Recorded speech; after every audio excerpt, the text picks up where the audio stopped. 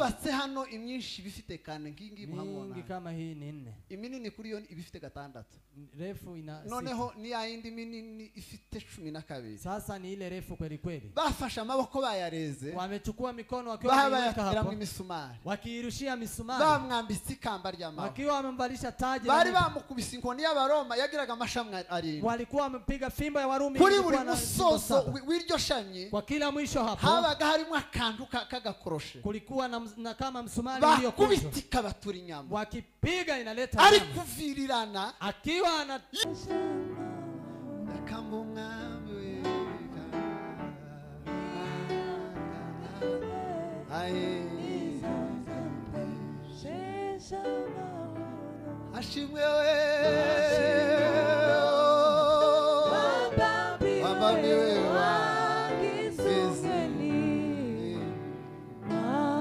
ashimwewe wambabiwe ipo angalia akakosa mtoto arakora kwese akagusagusa kagiye je kijana ameenda wapi la atanze tangazo akatoa tangazo mbuze umwana w'imyaka ingahe nimepoteza mtoto wa miaka ngapi yambaye agapira k'umutuku amevaa vazi nyekundu nakabutura gasa gutya na hata shoti ya umunshakire yabuze tafuta yeye nimemkosa iryo tangazo riguma kunyuraho inshuro nyinshi tangazo hilo likaendelea kupita mara nyingi noneho bamwe meyose bakana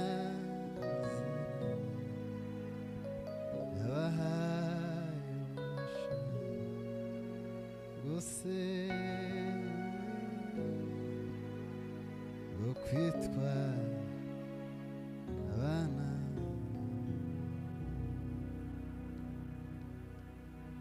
kumusaraba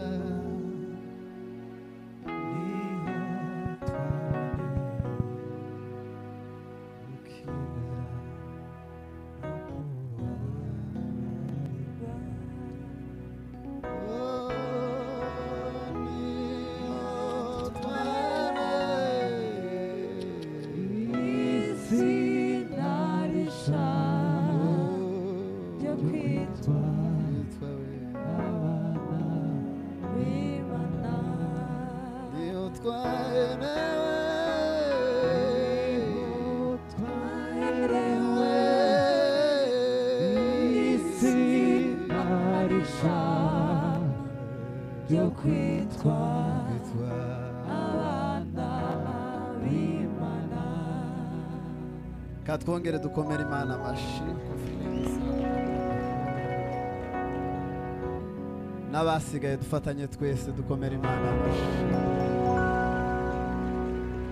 yes baze kunzamurira imikoro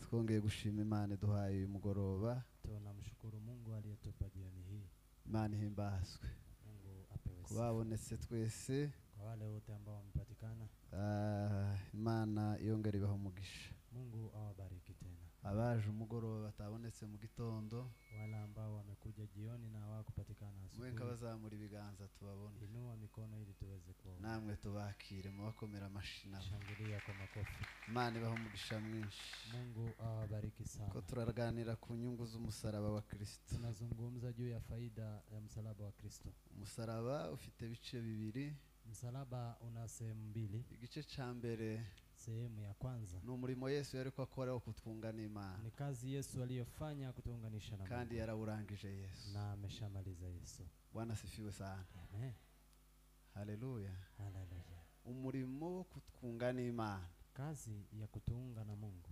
akamara umujinya w'Imana na kuweza kutuliza hasira akadutsindishiriza na akaweza kutushindia akaduha imbabazi z'ibyaha akatupa msamaha wa dhambi ubaka bari kwa tweza na sasa anaendelea kututakasa tukaba dutegereje ko azaduha ubwiza tukawa saa hii tunataka uwo murimo Yesu yarawurangije kazi hiyo Yesu amemaliza reka mbwira abantu ikingiki wacha niwaambie watu jambo hili umuntu narimbuka mtu akiangamia ntabwo azobaziza ibyaha yakoze mtu hataangamia kwa sababu ya dhambi zake sinzi niba mvuze nk'ababandi sijui kama nimesema kama hao nurimbuka ukiangamia tuzabuzize ibyaha wakoze, si kwa sababu ya dhambi ulizozifanya, uzabuzize kutizera. utakuwa umeadhibiwa kwa sababu ya kutoamini.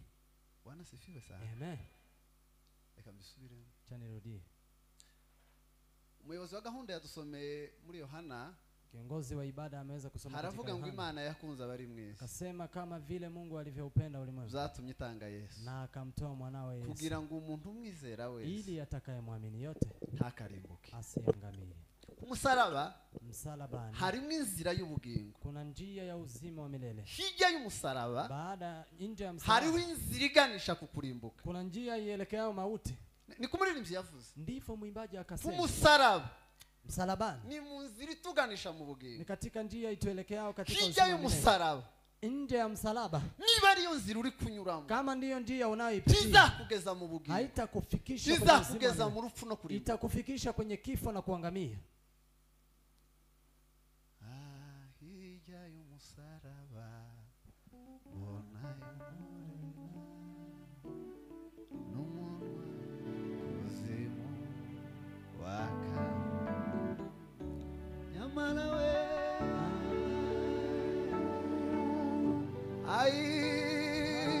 hari umusaraba ndeze k'amaboko we. Haleluya. Nurimbuka Ukiangamia si uko umurimo wa Yesu uzoba warapfuye, si kwa sababu kazi ya Yesu itakuwa imeharibika, uzoba wizize, utakuwa umeadhibiwa kwa nuja sababu mu yako. muriro w'iteka ryose. Ukienda kwenye moto wa milele, Si uko Yesu umurimo wiwe si yawunaniye, kwamba Yesu ameshindwa na kazi yake, uzaba wizize utakuwa ni kwa sababu kubera yuko utize ico Yesu kwa yakoreye maana ku musaraba. hujaamini Yesu kila amefanya kwa msalabani. Hari umusore Kijana yigeze kwica umuntu kimakosa, amewahi kumuua mtu lakini kimakosa, lakini sio kimakusudi, ntabwo bwari ubushake, ntiyari yabigambiriye. hikuwa Habaye makusudi. impanuka yica umuntu, Kulikuwa na ajali akamuua mtu, baramufata bamujana muri gereza, wakamchukua na kumpeleka gerezani, ariko yari asanzwe ari umuntu mwiza, lakini alikuwa kwa kawaida mtu mzuri. ngo ashike muri gereza bamucira urwo gupfa. Alipofika gerezani wakamwadhibu kifo. Abaturage bose baja kwa meya, Wakazi wote wakaenda kwa meya, baramubwira ngo uriya musore yagwiriwe n'impanuka, wakasema kijana huyo amepatwa na ajali, mukure muri uriya mugozi, mtoe katika, hindura ikicemezo cyo gupfa. weza kubadilisha hii maamuzi. Hashimwe Yesu. Asifiwe Yesu. Kamanze ntange haleluya. Wacha tushauti kwanza haleluya. Nindangiza Tukimaliza sozi yo nkuru, tumalize habari hiyo. munemerere tuzamurira Imana. Inua utukufu kwa Haleluya.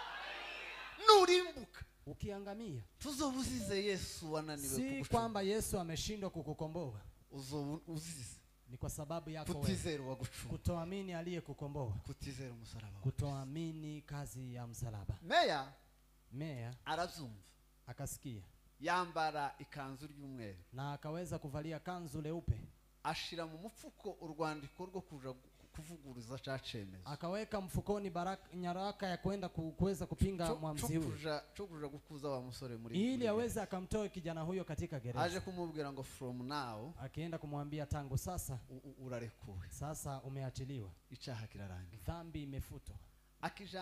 akijana mu mupfuko cyo cemeza, Akabeba hiyo nyaraka katika mfuko wake, aragenda muri gereza, akaenda gerezani, arinjira, akaingia, abaza aho wa musore ari, akauliza pahali kijana aramuhamagara ngo ngwino tuvuga, akamuita njoo tuongee. wa musore ngo mwitegereze, Kijana alipomwangalia abona yambaye ikanzu y'abapadiri, akaona amevaa kanzu ya mapadiri, mu mutwe wiwe kwa kichwa chake yari afitemo abanyamadini nabi, alikuwa na wenye dini vibaya. arabwira ngo imitwe y'abanyamadini ndayizi, Akasema vichwa za wenye dini najua, ntasho vugana nawe, sitaongea naye. baramugerageza, Wakamjaribu, genda wumve icyo ashaka, nenda ukasikie kila anataka kukuambia. twarabihazi by'abanyamadini, Tumeshiba yale mambo ya watu wa dini, imitwe y'abapasiteri twarayihazi, wa mambo ya ukorofi ya kina pastor turabamenyereye. tumewazoea. Meya arataha, Meya akarudi, atahana icemezo cyo kumurekura mu mfuko, akabeba ile barua ya kuweza kumwacha mfukoni. ngo amare gutaha, Alipofika babwira wa musore ngo uriya ni meya, wakamwambia huyo kijana, huyo ndiye gavana, yari yaje kuguha imbabazi, alikuwa amekuja kukusamehe. ngo bazamure wa musore bari kumubamba walipopandisha kijana huyo wakimsulubisha aravuga ngo akasema sinzizi icyaha nakoze mimi sijaadhibiwa kwa sababu ya dhambi zize yuko ntamenye waje kumpa imbabazi nimeadhibiwa kwa maana sijamjua yule aliyekuja ntabwo nzize yuko nishe umuntu sijafa kwa maana nimeua mtu zize yuko ntamenye waje aje kumpa imbabazi nimekufa kwa maana sijajua aliyekuja na ntabwo uzarimbuka kubera icyo wakoze hutakufa kwa sababu ya uzarimbuka kubera utamenye waje kugucunga utakufa kwa maana hujajua yule aliyekuja kukukomboa reka twongere dushime Yesu tumshukuru Yesu nongeye kunezererwa Yesu nimefurahia Yesu sana Goligota-kera waricaga abanyaza ababyeyi barahaririye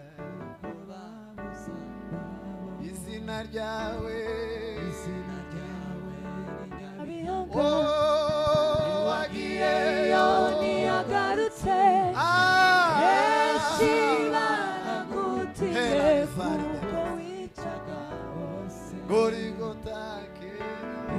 Goligota-kera waricaga abanyazaba barahashiriye ababyeyi barahaririye kuko babuze ababo izina ryawe ni Nyabihaga uwagiyeyo ntiyagarutse Haleluya Yesu kuko wicaga bose none ubigorigo hahindutse imbabazi abakugezeho bose barakira amaraso y'ukomeye yarahamenetse afumura uwo musozi warumvunge singitinya uwo musozi ahubwo ndawifu kugira ngo ayo maraso ambature Haleluya Yes yarapfuye arazuka Yesu amekufa na akafufuka Yesu yarapfuye arazuka Yesu amekufa aya si amagambo yo ku muntu hizi si habari za mdomoni turabifiringa mu mutima tunahisi katika moyo turazumva mu mutima tunahisi hayo katika turumva icyo Yesu yakoze tunahisi kile Yesu amefanya turumva icyo Yesu yakoze tunahisi kile Yesu amekifanya asifiwe Yesu amen asifiwe Yesu haleluya Yesu ni umwami wacu Yesu ni mfalme wetu hari icyo yakoze kuna kile amefanya kwa ajili yetu uhamagara umuntu uri mu minembwe kiweza muita mtu aliye minembwe azi icyo kurokoka bivuze anajua kile kuokoka ina maana azi icyo kurokoka bivuze anajua maana ya kuokoka twebwe ntitwubyumva sisi hatujui turabiririmbira kure tunaimba mbali haleluya haleluya turasa n'abareba kuri televiziyo ni kama tunaangalia kwa runinga turakarepeta indirimbo tunafanya practice ya nyimbo tugasoma ibitabo nasoma vitabu ariko se mu mutima lakini moyoni hari icyo Yesu yakoze kuna kile Yesu amekifanya hari indirimbo y'icyo Yesu yakoze kuna nyimbo ya kile Yesu amefanya hari ubuzima urimo bw'icyo Yesu yakoze kuna maisha unayokaa kwa kile Yesu amekifanya turimo ama ni mambo tu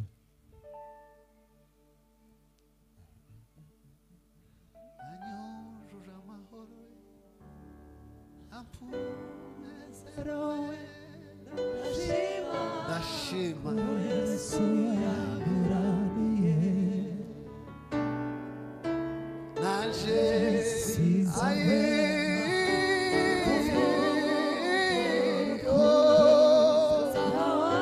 Adela rifari zaragonda Yesu isinzi bana b'Imana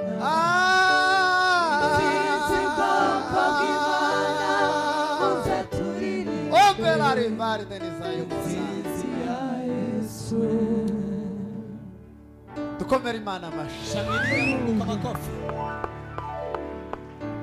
Bishop yatubwiye icazanya Yesu Bishop amesema kilichomleta Yesu yavuze ngo yaje gushaka icyarishana amesema alikuja kutafuta kilichokuwa kimepotea hari umwana wigeze kuja muri filime na se kuna kijana amewahi kwenda kwa filamu abanyamugi bagira uko bazabagiye watu wa town vile wanakaa yaragiye kugorora ubwonko ni bariko alikuwa ameenda kutuliza ajana ubongo. n'agahungu kiwe kuja kureba filime. Akaenda na kijana yake kuangalia filamu. Ngo bashike muri sinema Walipofika kwenye filamu hari hicaye abantu benshi. kulikuwa na watu wengi wamekaa. Noneho kakana kabona ahantu bicaye Kijana akaangalia pahali wamekaa tikaribu ubone neza. na hataona vizuri Karanyeregeta. na akaweza kupenya. Karagenda kicara imbere. Akaenda akakaa mbele. Noneho ise nawe yari yarangaye. Baba alikuwa amezubaa Ahareba filime. akiangalia filamu. Ngo yitere hejuru abura kakana. Alipoangalia akakosa mtoto. Arakora kwese. Akagusagusa. Kagiye kaje. Je, kijana ameenda wapi?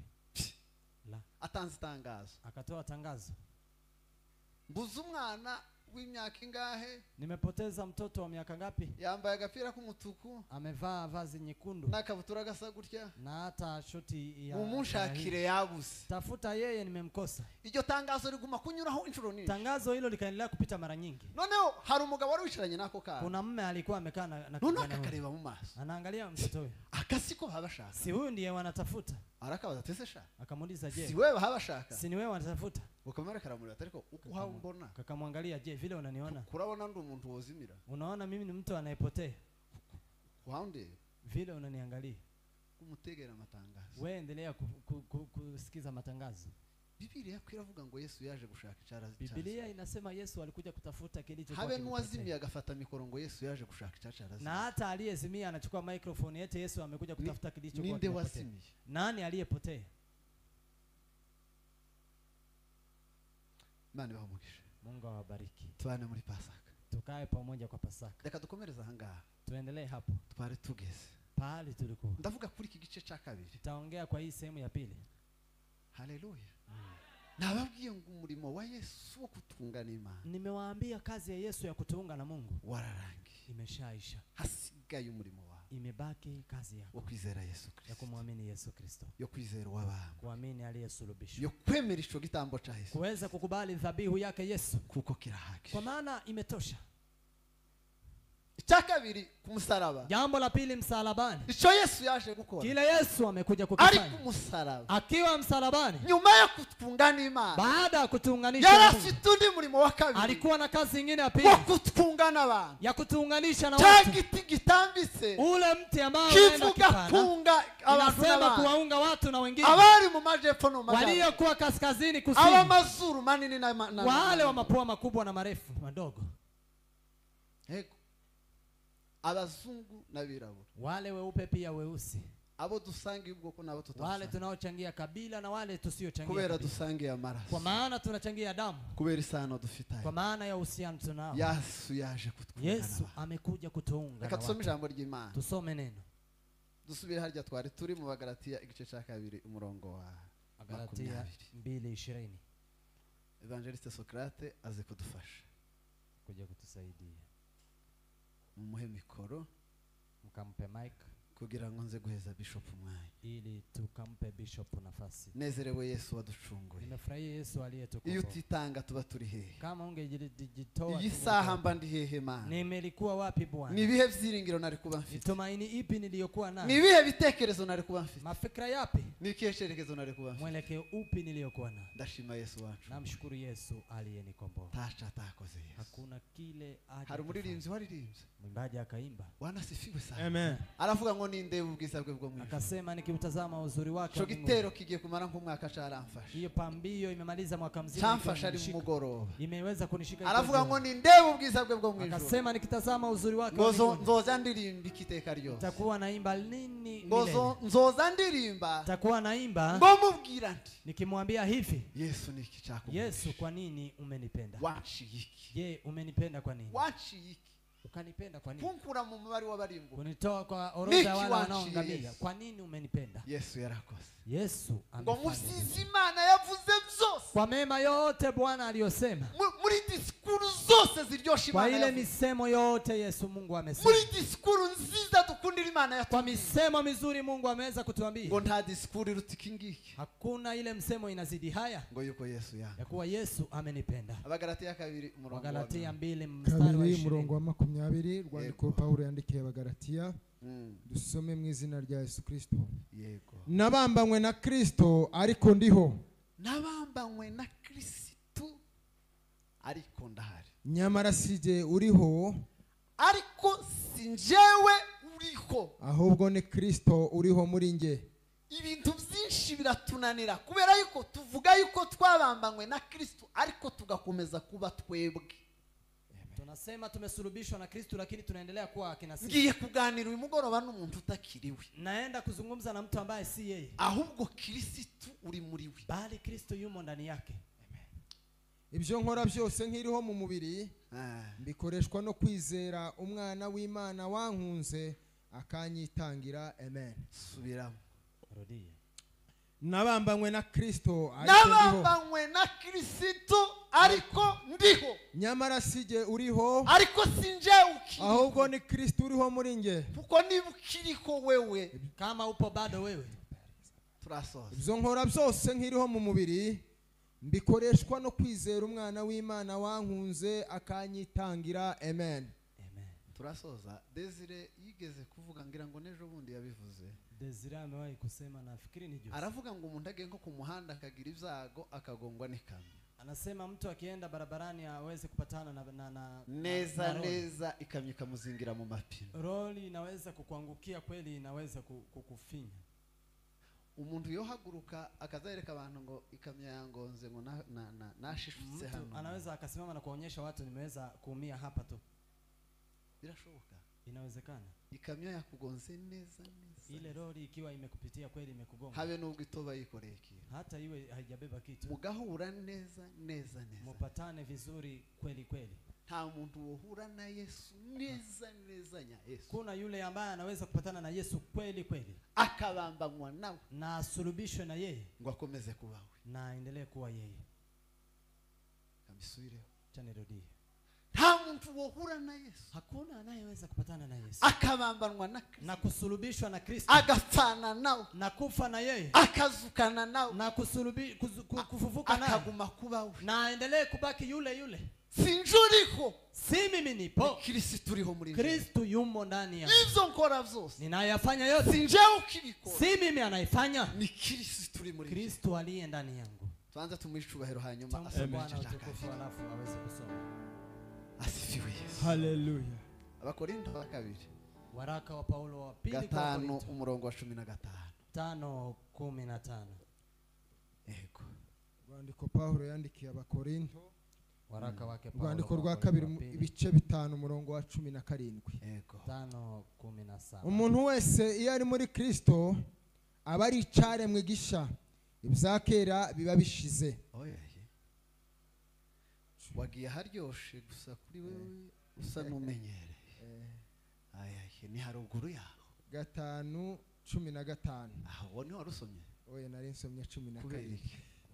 5:15. Ngaho nakubwiye. Haruguru gato. Kandi yapfiriye bose kugira ngo hagarara aho ngaho. Tuanze twumvikane kingiki. Tuelewane kwa haya. Kuko ntabwo ndi butinde. Bwana asifiwe sana. Sitakaa sana.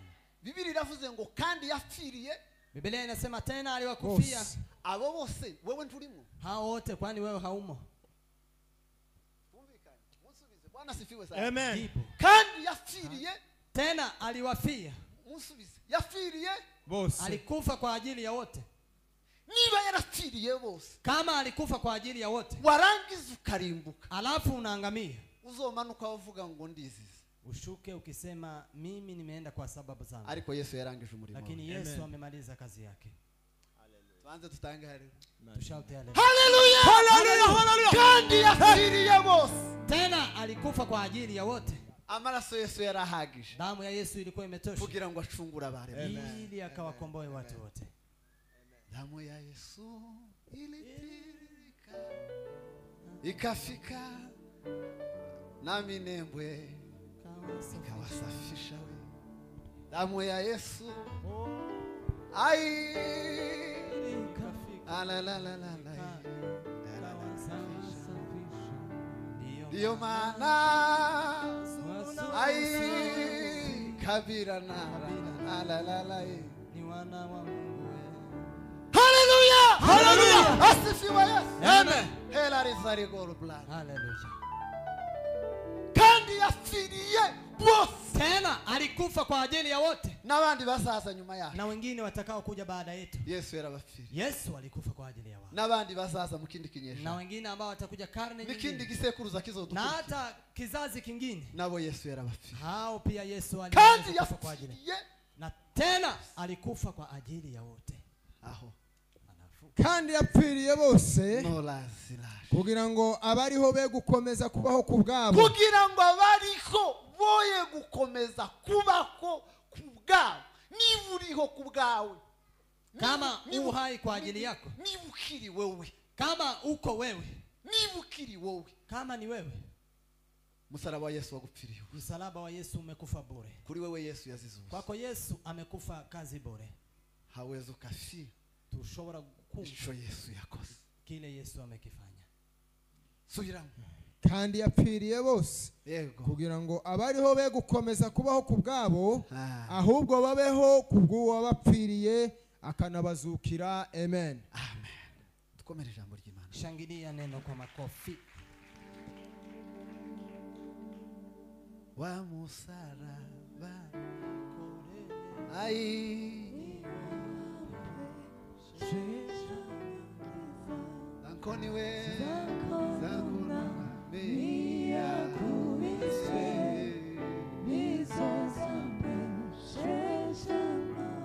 nakambunga we ai ashimwe we wabambi we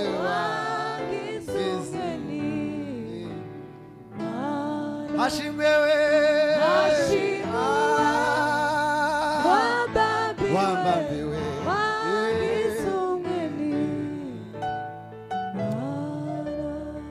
Hallelujah. Reka mvuga kuri kingi kinihuta. Wacha niseme kwa jambo hili kwa haraka. Nyuma yo kutunga n'Imana, Baada ya kutunga na Mungu, tiyasize n'umurimo wo kutunga na hakuacha kazi ya kutunga na watu.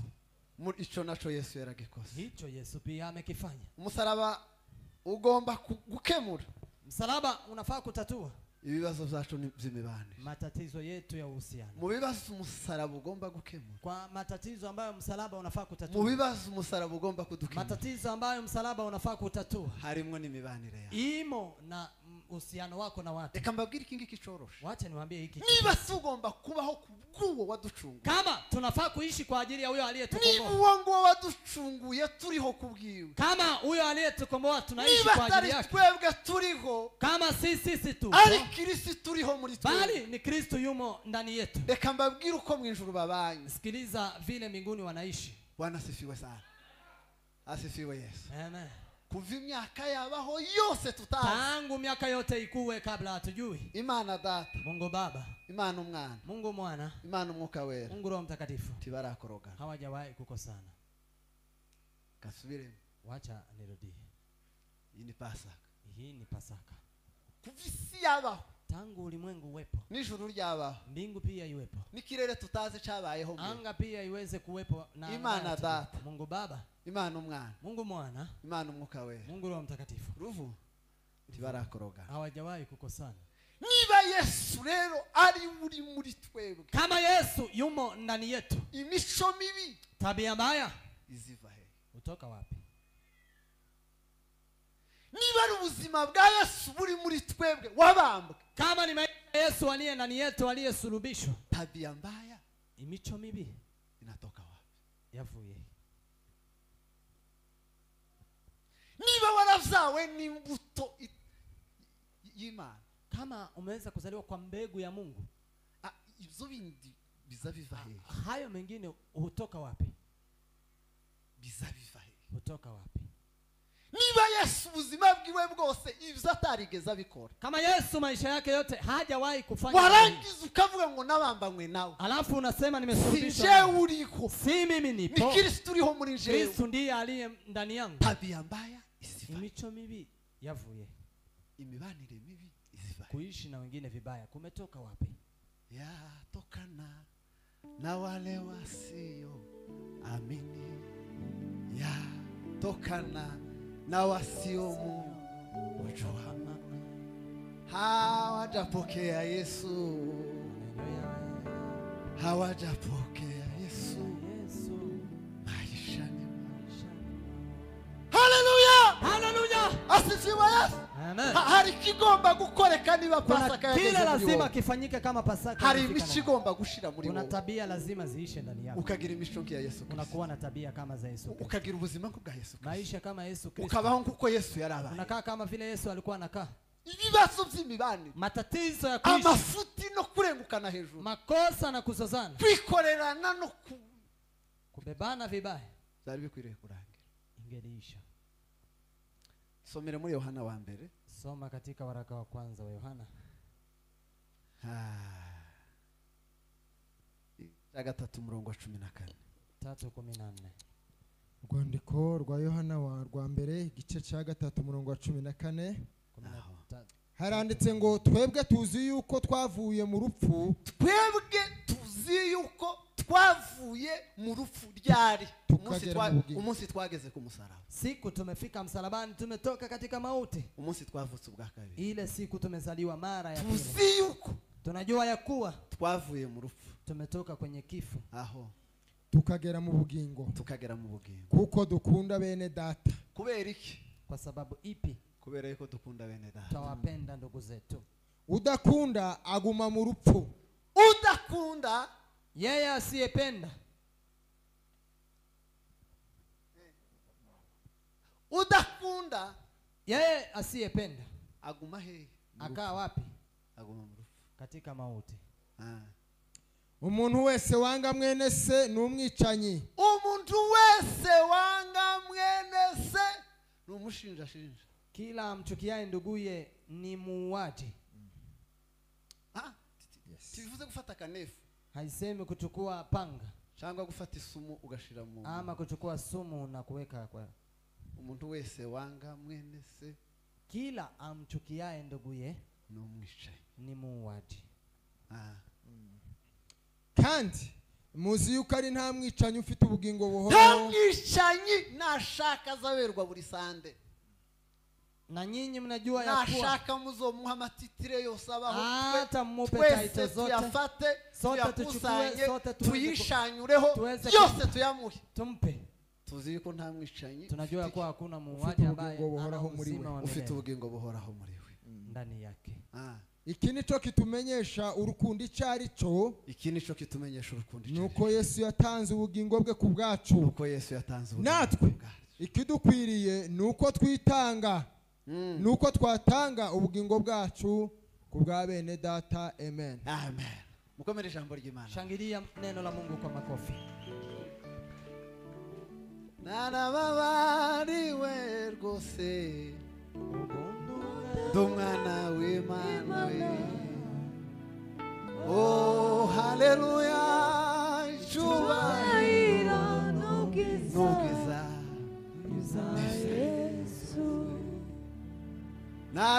narababariwe rwose Umwana w'Imana.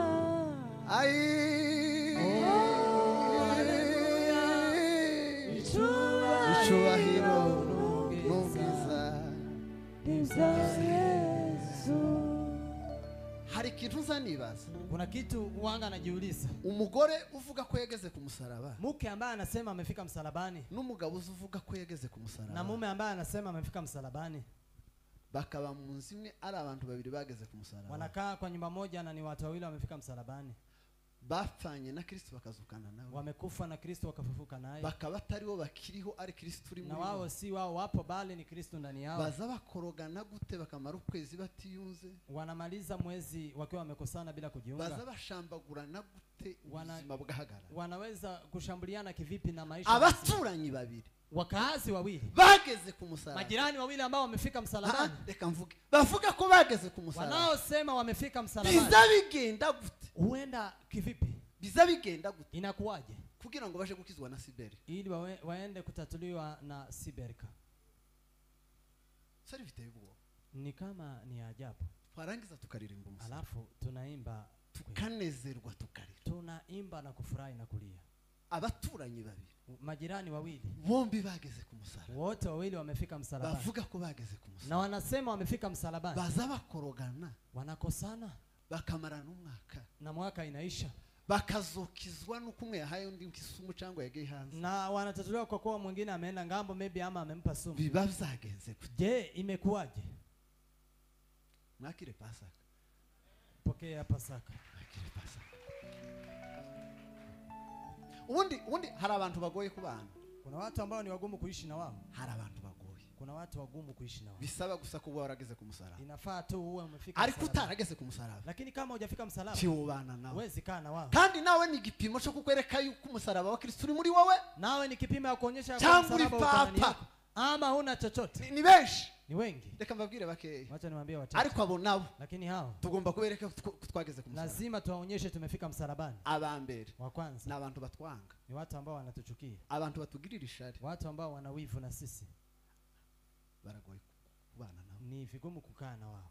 Umuntu kwanga neza ubizi n'umutima wawe wose yuko akwanga, Mtu ambaye anakuchukia unajua na moyo wako ya kuwa anakuchukia. ukabuzi neza yuko akugirira ishari, Na unajua ya kuwa ana fitina na wewe. kandi afite ishari Na akiwa na fitina kiryorangira atarozi, haiwezi kuisha bila kuwa ukamenya mchawi. neza yuko afite uburozi bwinshi, nta Unajua ya kuwa ana uchawi mwingi sana. apana kurya baba bavuze Si kama vile neza wanasema. neza neza ukabihana, Kweli kweli unahakikisha. usibye umusaraba wa Kristo. Isipokuwa msalaba wa Kristo. Ndabivuga Nasema gutyo. hivyo. Bwana sifiwe sana. Haleluya, Haleluya. haleluya. Haleluya. Ukamenya yuko yararanye umugambi wo kwica umwana wawe, Unajua ya kuwa alilala na mpango ya kuua mtoto ariko wako. wageze ku musaraba hari ico bimusaba kwerekana Lakini yule ambaye amefika msalabani kuna kile neza, nta anataka gushidikanya bila kushuku, neza, bila mashaka yoyote. ariko baragoye, Lakini ni vigumu. baragoye kubana nabo, Ni vigumu kukaa na wao. ariko Lakini hari ico Bibiliya ivuga. kuna kile Biblia inasema. Ubutumwa bwiza bwa Luka Injili ilivyoandikwa na Luka 6:27. 6:27.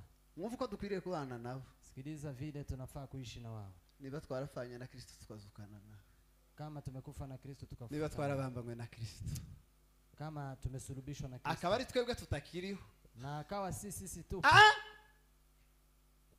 umuhungu w'umwega Kijana wa kabila fulani udafite umusaraba wa Kristo muri we, ambaye hana msalaba wa Kristo iki ndani ngiki yake. Bibiliya igiye kuvuga ntiyogishobora, Hiki Biblia ambayo inataka kusema hawezi, kuko yobana nawe nk'umwega. kwa maana anaweza kukaa na yeye kama mtu wa kabila fulani. Ego havuze gute? 6 Luka 27. umurongo wa 27. 27. Havuze Usome mu izina rya Yesu Eh. Kristo. Ariko ndababwira mwebwe abumva, mukunda abanzi banyu, ngo mukunde bande, abanzi Apende akina banyu. nani? dusubire ngo mukunde bande. Apende akina nani? Birashoboka. Adui zenu. Inawezekana. Biragoye, ariko niba twarabambanywe na Ni Kristo, vigumu, lakini kama tumesulubishwa na Kristo. Yesu yarabihanganiye abanzi biwe. Yesu amewavumilia maadui wake. Mu magambo 7 yavuze ku musaraba, Kwa maneno 7 aliyosema msalabani. guhera saa 3 kugeza saa 6 Kuanzia saa 3 mpaka saa hari 6. amagambo 3 yavuze. Kuna maneno 3 aliyosema. Ijambo rya mbere yavuze Neno la kwanza alilosema ilikuwa neno ya msamaha. ni jambo ryo kubabarira. Baha bamutera bamubamba, Walipokuwa wakimsulubisha ari ku musaraba, akiwa msalabani, bafashe imisumari minini cyane, wakiwa wamechukua misumari mirefu hari sana. abagereranya n'irya ifite 12, Ni kama ile ambayo ina mita 12. iyubatse hano imyinshi bifite kane ngingi Mingi muhamona, kama hii ni 4. iminini kuri yo ibifite 6, Refu ina 6. noneho ni yindi minini ifite 12. Sasa ni ile refu kweli kweli. Bafashe amaboko bayareze, Wamechukua mikono wakiwa baha wameiweka bayateramo hapo, imisumari, wakiirushia misumari, bamwambitse ikamba ry'amahwa, wakiwa wamemvalisha taji la bari miba. bamukubise inkoni y'Abaroma yagiraga amashami 7. Walikuwa wamepiga fimbo ya Warumi Kuri ilikuwa buri na fimbo musozo 7. w'iryo shami Kwa kila mwisho hapo habaga harimo akantu k'agakoroshe, kulikuwa na kama msumari iliyokunjwa, bakubitika batura inyama, wakipiga inaleta ari damu. kuvirirana Akiwa yenda anatiririka damu gupfa, karibu afi, aravuga ngo Mana akasema Bwana ubababarire ukawasamehe, kuko ntibazi ico bariko, kwa maana wajui wanalolitenda. ubababarire. Uwasamehe. Bwana sifiwe sana. Amen. Niba uwo nguwo ari we uri muri wowe, Kama huyo ndiye aliye ndani yako, iki ngiki uragishobora. hiki utaweza. Ariko niba uri umuhungu cyangwa umukobwa Lakini wabasinzira, ukiwa kijana ama msichana wa navuze kabila fulani, nabega Nimesema hata wa kabila langu. Uzobana n'umuturanyi nk'umukobwa w'abasinzira. Utakaa na jirani kama Uzomubwira ngo umukobwa w'abasinzira. Utakuwa unamwambia kuko nta kindi kirimo. Kwa maana hakuna kindi ubusinzira isipokuwa kabila lako. N'amafuti wenda ukura handi. Na makosa ambayo unatoa kindi kirimo. Hakuna kingine. Ariko niba ari ubuzima bwa Kristo. Lakini kama ni maisha ya Kristo ambaye alikufa uri muri wowe. Imo ndani yako. Kingi kuzagishobora. Hiki utaweza. Hasoze ntaza kurara hano. Ariko ndababwira mwebwe umva mukunde abanzi banyu, mukunda abanzi mugirire neza ababanga. Si ukubakunda gusa. Mugirire neza ababanga. Na muwatendee wema wanao wachukia. Ababanga wa undi zineza kwa kwanga. Yule ambaye unamjua kweli kweli anakuchukia. Umuntu kwanga nta kibato kugirira. Mtu ambaye hakupendi hakuna umuntu kwanga nta chatokubeshera. Mtu ambaye hakupendi hawezi anaweza kudanganya. Nta chiza yo kuvuga. Hakuna tema anaweza kusema kwako. Ngumugirire neza. Ukamtendee mema. Aho. Mwifurize neza ababavuma. Ariko nigitangaza. Mwifurize neza hapana kuja masaina ngo tubarangize. Si kwenda masaina na kumaliza. Wabariki wale ambao wanaongea vibaya. Bwana sifiwe sana. Iyo hausengera uwo wanga ngo apfe. Ukiombea yule ambaye unamchukia afe. Uzumenya yuko hari liste ndende nawe yabakwanga. Ujue ya kuwa na wewe kuna orodha refu ya watu ambao wanakuchukia. Kandi bo ntibazagusengera gusa bazagutegana isumu. Na wao hawakuombei pekee wala wanakuwekea hata sumu. Kandi uracahari. Na bado upo. Kwa nini unahangaika? Uhangaikishijwe niki? Bwira Yesu gusa ngo bamuri nje. Ambia Yesu kaa ndani yangu. Ibi ngiwe niwe uzubishobora. Haya wewe ndio unaweza. Nuza muri njewe. Ukija ndani yangu. Ibi nanje urabishobora. Haya utaniwezesha. Aho data. Ugukubise umusaya. Ugukubise mu musaya umuhindurire n'uwa kabiri. Aho. Uzakaka umwitero uzawumuhane n'ikanzu. Aho. Ugusaba wese umuhe. Unyaga ibyawe ntuzabe mwaka ukundi. Birashise. Gugira gute? Unyaga ibyawe. Mutukagire gute? Ntuzabe mwake ukundi. Titukaje kuri polisi. Tusiende kwa polisi. Yatunyaza ibyacu. Akiwa ametunyanganya mambo. Gasubira mwako ngaho. Rudia hiyo. Yego. Unyaga ibyawe ntuzabe mwake ukundi. Zoshoboka. Inawezekana. Kristo Yesu ari muri wowe. Maybe Yesu akiwa ndani yako. Rufu byoshoboka. Inawezekana kweli? Usibye Yesu gusa. Isipokuwa Yesu pekee. Usibye msalaba wa Yesu. Isipokuwa msalaba wa Yesu. Yesu yo bariko bashimangira umusumari. Yesu alipokuwa akipigilia msumari. Akavuga ngo bababarire. Akasema uwasamehe. Na wa wundi wamuteye icumu. Na yule ambaye amempiga mkuki. Na umubabarire. Naye msamehe. Na Pilato wacira urubanza. Na Pilato ambaye ameweza kunihukumu. Na umubabarire. Naye msamehe. N'aba bose bavuga ngo aya maraso tubeho n'abana bacu. Na wanasema damu hii iwe kwetu na watoto wetu. Nabo bababarire. Nao kawasamehe. Ndio Pasaka. Ndio hiyo Pasaka. Nubwo buzima Yesu adusaka kuba. Ni haya maisha ambayo Yesu anataka kwetu. Ntabwo ari ukubiririmba. Si kuimba. Ni ukuba muri ubwo buzima. Ni kukaa maisha haya. Wahasoje. Namaliza.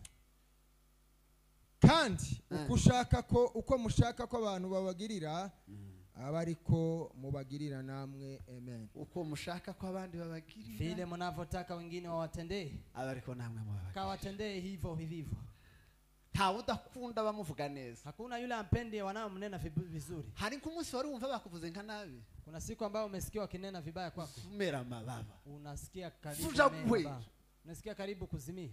Ukuza umva bikumereye nabi bikubiye. Vile unavyosikia ni vizuri. Bakuvuze nabi. Ni chungu sana. Tukagira umuntu uzongera kuvugana. Usimnene mtu vibaya. Ariko ntuzobishobera niba Yesu atari. Lakini hutaweza kama Yesu hayumo ndani. Tukabishiremo imbaraga. Usiweke nguvu. Uzobwire Yesu ngo ngwino ni wowe uzabisha. Yesu kuja wewe ndiye utaniwezesha. Giye gusoza. Nakaribia kutamatisha. Tuze gusenga. Tukuje kwa. Umusaraba wa Kristo. Msalaba wa Kristo. Waje kutungana abantu. Umekuja kutunga na wengine. Waje gukemura ibibazo by'imibano. Umekuja kutatua matatizo ya kuishi. Umusaraba wa Kristo. Msalaba wa Kristo. Ugomba kutuzanira imibanire y'umwihariko. Unafaa kutuletea kuishi kwa kipekee. Ugomba kutuzanira imibanire. Kutuletea kuishi y'umwihariko kwa kipekee. Niba hari umuntu yagakeneye kubana nawe. Kama kuna mtu ambaye mtu angetaka kuishi na yeye. Ni umuntu wageze ku musaraba. Ni mtu aliyefika msalabani. Bwana asifiwe sana. Amen. Asifiwe Yesu. Amen. Kuko ndiyo tinya kumusigira umwana. Kwa maana hawezi kuogopa kumwachia mtoto. Tiyo tinya kumwa amazi. Hawezi kuogopa kunywa maji. Tiyo tinya kwaruza mwimboga. Hawezi ogopa kuweza kuenda kuomba chakula hapa. Ariko biracha hawa. Lakini bado ipo. Yamuza mutekezanya. Pika zenyu. Tiyo tinya. Hawezi ogopa. Kubera yuko yuko si wabona kwa maana si yeye anayeona, azabona uri muri we. anaona aliye ndani. Niba umusaraba wa Yesu utarahinduye twebwe bimbere, Kama msalaba wa Yesu hujabadilisha ngo sisi wa tugire mbele imibanire yihari na kuwa na maisha amani ya kipekee. umusaraba wa Kristo so kuririmbirwa hano mu Msalaba ikanisa, wa Kristo si wa kuimba hapa kanisani. n'ubuzima tugomba kuba Ni mu maisha ambayo tunafaa kukaa nje. nabambanywe na Kristo, Nimesulubishwa na Kristo, ariko ndiho, bali nipo. ariko sinje uriho, Bali si mimi nipo, ni Kristo uriho muri Kristo ndiye aliye ndani yangu. reka nsoze dusenge, Acha nimalize tukiomba. kadusenge, Tuombe. katurekere kuryo. Tuachie. Nabambanywe na Kristo, Nimesulubishwa na Kristo, ariko ndiho, bali nipo. nyamara sinje uriho, Bali si mimi nipo, ni Kristo uriho muri je. Kristo ndiye aliye ndani yangu. Nemerera ushire ikiganza cyawe mu mutima, Weka mkono wako katika moyo, wumve niba ari Yesu uriho muri wowe. usikia kuwa kama ni Yesu yumo ndani yako. Sio mimi ninasema, oh,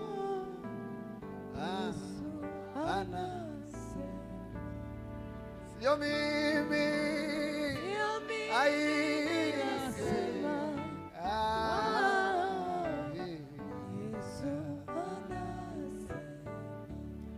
sio mimi,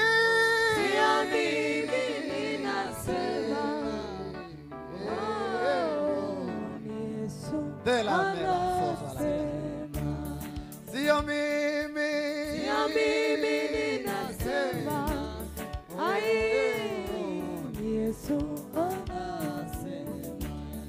sio mimi we, ninaimba,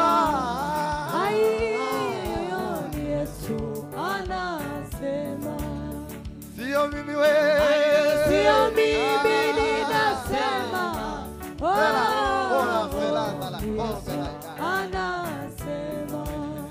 sio mimi we,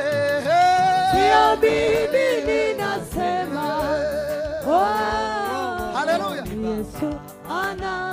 aiwe, sio mimi ninaimba,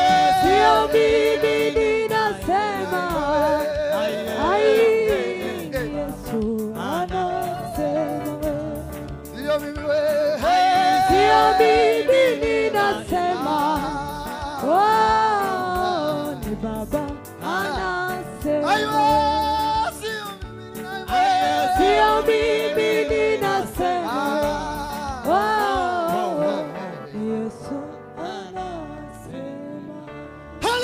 Hallelujah. asifiwe Yesu. Amen.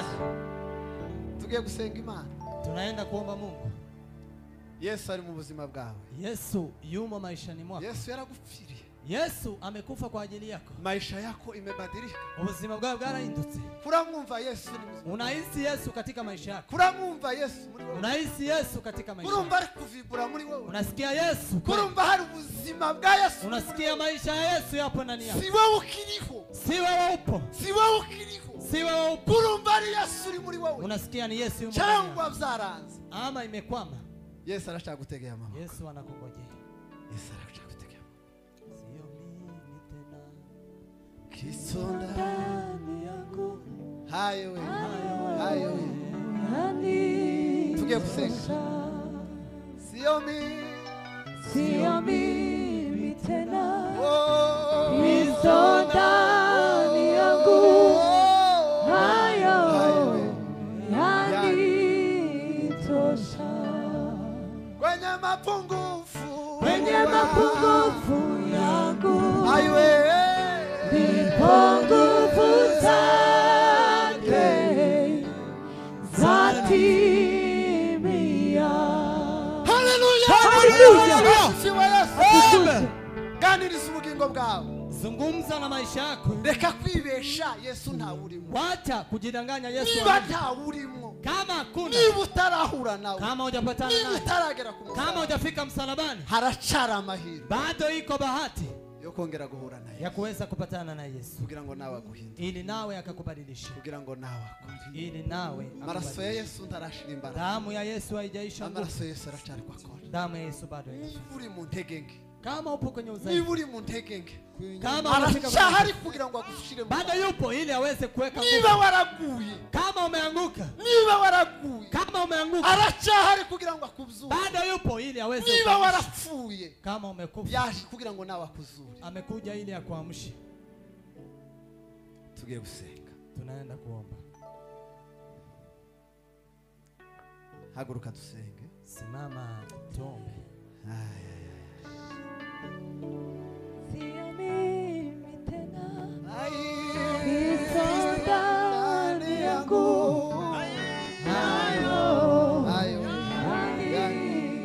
tosha. kwenye mapungufu Kwenye mapungufu yangu, ipo nguvu zake zatimia. kwenye mapungufu Kwenye mapungufu yangu, ipo nguvu zake zatimia. reka nsabe mzee Wacha nimsi mzee natambuka imbere asenga Imana, aje mbele na ombe Mungu. Haleluya Yesu. asengere imitima yose. Akaombee mioyo hii yote. Reka kugerageza kubw'imbaraga zawe Wacha kujaribu na uwezo wako. kwenye mapungufu yako, Muntege nkesa.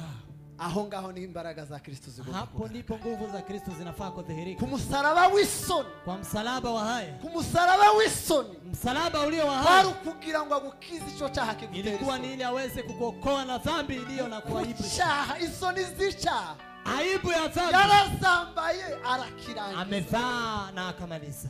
Araza hari ijwi rihari kugira ngo nawe Kuna wabohoke, sauti ambayo inakuambia nawe unaweza ukafunguka, nawe bohoke uyu munsi. nawe unaweza ukawa huru. Reka dusengere Imana. utugiriye neza muri uno mugoroba, Hello bare de nefaringa, watwemereye muri uyu hello mutima parimi ni gari de wawe. braje ni gaze ni fosta. Watwemereye muri uno munsi No, nyabuna Zeus, kutugenderera, watwemereye kugira ngo ushobore kudukorera icyiza dushaka. Ubwoko bwawe buri hano imbere y'amaso yawe, Hera simbera merashangola, agangogira edo zai banda la colomela, bishe umusaraba wakunze gukora ando feze la igoro de la ribra america, bishe umusaraba washatse kugira ngo ebeza igana. Bibiliya itubwiraga ngo ijambo ry'umusaraba ngo kuba rivuka ni ubupfu, Ay ay ay. ariko kubakizwa n'imbaraga Sana ni z'Imana. baraka Yewe n'ubuhanga bw'abahanga bw'umwanya wacu wa none. Ishaduha muri uno mwanya wacu wa none ubugingo bwacu bugashobora gukindurwa nawe, tukaba bomenya iby'agaciro ku musaraba, icyo wakunze gukora ku buzima bwacu, icyo umusaraba wakunze kuduha, icyo umusaraba wakunze kudusigaza, aho wadukuye n'aho watugejeje. Hezo Urakaze ma. muri uno mwanya wacu wa none. Hela singari de Inzira banda. zacu, Hela farimele ganda. Akili Hela maferia. farimelanda. Prime. Tibelag. Esimili tera Esolange la ribanda. Kardi mije visa la yamaze ribanda. guhinduka Uri muzima ukundi, Yesu. ubwo Yesu yamaraga kungera ubugingo bwacu nyabuna, rekagira buhindurwe, rekagira bufatwe, rekagira bugike, twebwe twese muri uno mwanya wacu wa none dushobore kwakira